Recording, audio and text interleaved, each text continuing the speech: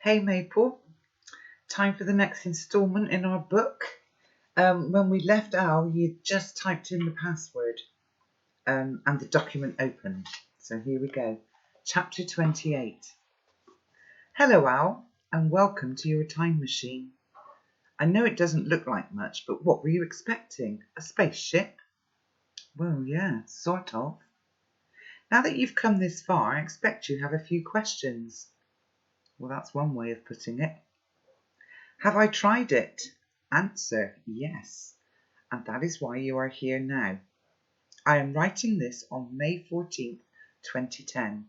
You had your 8th birthday 2 days ago, and we went bowling. You, me, your mum, and Campbell from your class. Is he still your friend? No, I was never all that keen on Campbell Macross, to be quite honest, but he formed part of Mum's ongoing Al Needs Friends campaign. He'd been bowling loads and insisted that we didn't use the rails at the side of the lanes. Consequently, all my bowls ended up in the gutter, and he won every single game. And I had to pretend that I didn't mind. But anyway, yesterday I experimented with my time device for the first time. The first thing I did was to place a clock in the zinc tub attached to the wires. I set the program on the laptop for 1 hour in the future and pressed enter. Everything, the zinc tub, the laptop, the clock, melted away before my eyes, just like a magic trick. And then I waited an hour. Exactly on time, it reappeared. I filmed it on my phone. Have a look. There was a break in the text and a little embedded QuickTime icon came up. I click on it. And there's Dad. He's sitting in the same chair that I'm in now, and his phone is propped up on the desk, filming him. It starts the same way all these selfie films start, with the person being filmed moving away from the device as if they've just pressed record. I give a small gasp and then stare at the box on the screen. Hi Al, he says. He gives a little wave and smiles his crooked smile. Check this out. His hand moves forward and picks up the phone, and the picture swings around towards the zinc tub, losing focus just for a second or two, then sharpening up on the clock in the bottom of the tub. Look at the time, says Dad. It's an analog clock, and the hands point to 10:15. Now watch. His hands come into shot and press enter on the laptop. I can't really see what happens on the screen because it's flickering the way computer screens do on video film. But then the picture zooms out as my dad stands up and moves a little bit further away from the desk. And then it happens. The tub and everything in it just melts away in about a second. It really is like watching a special effect.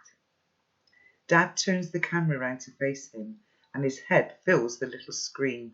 He's grinning like mad. Crazy, eh? Now I'm going to wait an hour. The picture cuts suddenly to Dad in the desk chair again. Okay, it's been 59 minutes and 45 seconds, he says. Watch what happens now. And he focuses again on the desk. Out of vision, his voice counts down. 10, 9, 8, 7, 6, 5, 4, 3, 2, 1. And just as the zinc tub and its contents had dematerialised, so they reappear on the desk. Dad goes forward with the camera to show the clock face, which still reads 10:15. That's the end of the QuickTime clip, and I immediately replay it. After the third time, I close it down and discover that I'm breathing really fast, whether from the shock of seeing my dad and hearing him talk to me, or apparently seeing time travel in action. Well, I can't be sure, but I read on. Obviously, I wanted to do it again, so I repeated the whole process, except this time it didn't work. I tried again and again to send that clock 1 hour into the future, and again it failed. Just nothing happened. After about the third or fourth go, I changed the coordinates on the laptop to 2 hours into the future, and then I waited just as I had before. This time it worked. I then repeated the experiment a few more times, each time with the same result. I couldn't send the clock twice to the same time. My conclusion is quite logical when you think about it, but it has pretty profound implications for what I am about to ask you to do.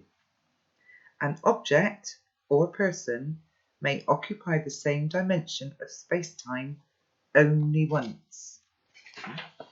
Of course, this makes perfect sense. Otherwise, there may be 2, 3, or any number of identical people or objects occupying the same time and space. There would be universal cosmological chaos. Think about it. You could, theoretically, time travel, say, Big Ben to its existing location 1 year ago. But where is it going to go? The space occupied by Big Ben is already occupied by Big Ben. The laws of space-time, even though we may not yet fully understand them, seem to be beautifully arranged to prevent such chaos. But it means you may only travel to any particular location in time and space once. But would it work with a human?